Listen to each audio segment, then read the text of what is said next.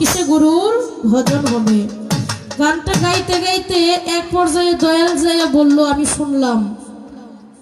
আমার দয়াল কি বলে আপনারা না শুনলেও কিন্তু আমার শুনতে হয়, কারণ আমি তার গানের শ্রোতা, তিনি আমার গানের শ্রোতা। তিনি আমাকে যে প্রশ্ন করে তার জবাব আমাকে দিতে হয়, আবার আমি যাহা জিজ্ঞেস করি তার জবাবও দয়ালকে দিতে হয়।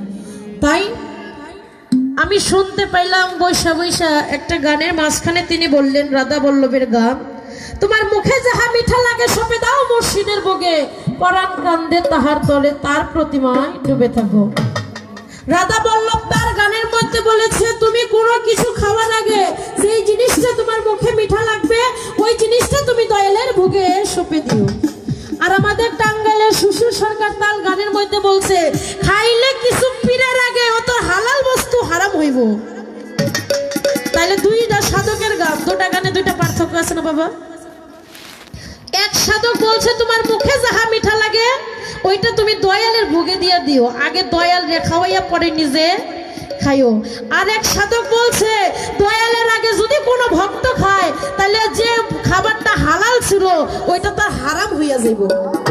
তাহলে কথা দুইটাই দুই রকম।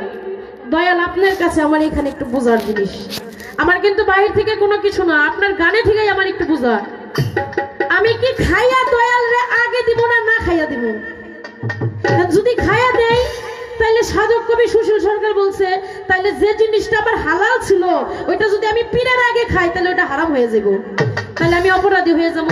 তাহলে আমি যে আপনাকে সেবা দিব, এই সেবাটা দেওয়ার আগে আমি কি আপনার খাইয়া সেবা দিব না না খাইয়া সেবা দিব? এই একটা জিনিস আপনার কাছে একটা পয়েন্ট, এগুলো কিন্তু প্রশ্ন না। আপনি গান গাইছেন, আপনার গান থেকে একটু পয়েন্ট। আরেকটা কথা শুনতে পাইলাম শেষের লাইনে আছে, পঞ্চরস একত্রে করা মানব হাড়িতে ভরা রাধা বল্লভে কই পেল তারা। এই যে পঞ্চরস, ভাবের মরা মরছে যারা, তাই না?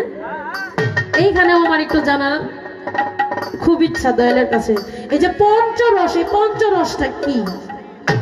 এটা কি এই যে চিনির রস, খেজুরের রস, গুড়ের রস, এই এগুলারে কি পঞ্চরস বলে, নাকি ইহা ব্যতীত এই মানব ভাণ্ডেও পঞ্চরস আছে?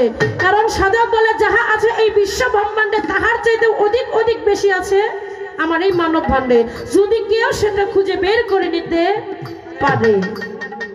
তাহলে দয়ালের কাছে আমার একটু বুঝার জন্য একটু আরজি, ও দয়াল এই পঞ্চরস আমার এই মানব হাড়ির কোন জায়গায় কিভাবে আছে?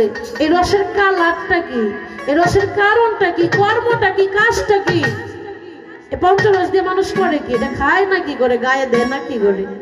মূলত এই রসটা কি, এই রসটা আমি কেমন ভাবে সাধন ভোজন করব? দয়াল বলছে ভক্ত হইলেই হবো না, সাধন ভোজনেরও ব্যাপার স্যাপার আছে, বলছে না? আবার এটাও বলছে তুমি করতেও পারবো না, কারণ আমি সেটা হারিয়ে ফেলেছি। এই কথাটা বলছে দয়ালের দরবারে হারানো বস্তু কিন্তু ফিরে পাওয়া যায়। নাজিম বাবা, হারানো বস্তু কি ফিরে পাওয়া যায় না? একটা মানুষ যত কর্ম যত পাপ করুক না কেন, যেদিন হতে সে দয়ালের দরবারে দয়ালের হাতের উপর হাত রেখে বায়াত গ্রহণ করে, দয়াল তার সমস্ত পূর্বের গুণাগুলো নিজে নিয়ে নেয়। তাই বলে সাধক দয়ালের দরবারে গেলে হারানো বস্তু ফিরে পাওয়া যায়। ও দয়াল, আপনি যে বললেন আমার এখন নাই, আমি এইখান থেকেও আপনার কাছে জানতে চাই, আমি যদিও হারিয়ে ফেলি এমন কোন কর্ম আছে যেই কর্ম করলে আমি হারানো বস্তু আবার ফিরে পাবো? এই কর্মটা কি আপনি আমার একটু দেখাই দিয়ে যাবেন? এ বইলা যাবেন এই কর্ম কোন কর্ম, যেই কর্ম করলে আমি যা হারাইছি এই সব জানি আবার ফিরে পাওয়ার যায়। বাইরে থেকে কোনো কিছু জানবো না, আপনি যে গান গাবেন ওই গান থেকেই আমি জানবো। একটা গান রাখি, তারপরে আমার কাছে জিজ্ঞেস করছে তোমার ভিতরে এমন কি আছে যে জিনিসটা দিয়ে গুরুকে ভজন দিতে হইব? অবশ্যই আপনার গানের মীমাংসা করবো, তার আগে একটা গান রাখি।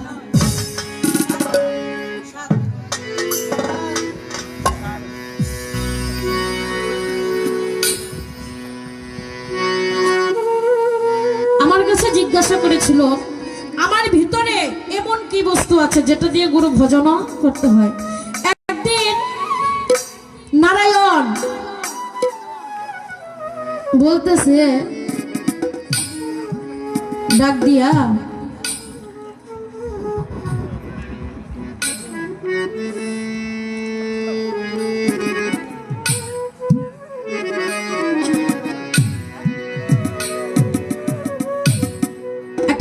গাই, তারপরে গানের মীমাংসা করি। কারণ উনি যে জায়গায় আমার এই প্রশ্নটা করছে ওই জায়গাটা গেলে আপনা আপনি বিচ্ছেদ হয়ে যাইব।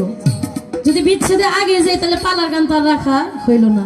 তাই আগে পালার গানটা রাখা, তারপরে আপনা আপনি ওইদিকে চলে যাও।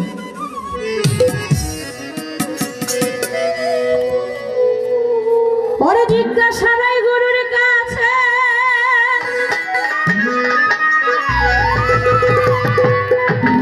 আমি নাইলে পাবো কোন জায়গা। আমার জিজ্ঞাসা নাই গুরুর কাছে, আমি নাইলে পাবো কোন জায়গা। দেহের চন্দ্র সূর্য অস্ত যাইয়া রায় কোথা।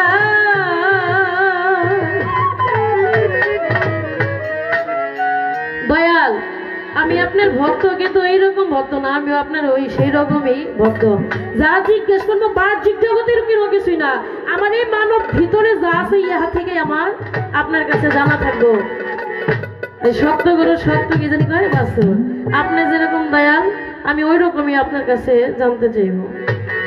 কারণ এখানে আমার নাজিম বাবা বসে আছে, উনি ভালোভাবেই জানে এই মানব ভাণ্ডকে চিনতে পারলে তার আর কোনো কিছুর অভাব হয় না। তাই যাহাই জানবো দয়াল উনি একজন শিল্পী, আমার দয়াল আজকে খুব ভালো। কারণ তার দয়াল হলো একজন বাংলাদেশের নাম করা সুনীল সরকার, তারই ছাত্র, গুণী ছাত্র কি ইকবাল সরকার। অবশ্যই তার উস্তাদের ভিতরে কোনো গুণ নিয়ে এসেই তিনি আজকে আমাদের মাঝে বসছে, তার দয়ালের গুণ নিয়েই তিনি আমাদের মাঝে বসছে। তাই তো তার কাছে আমার একটা গান।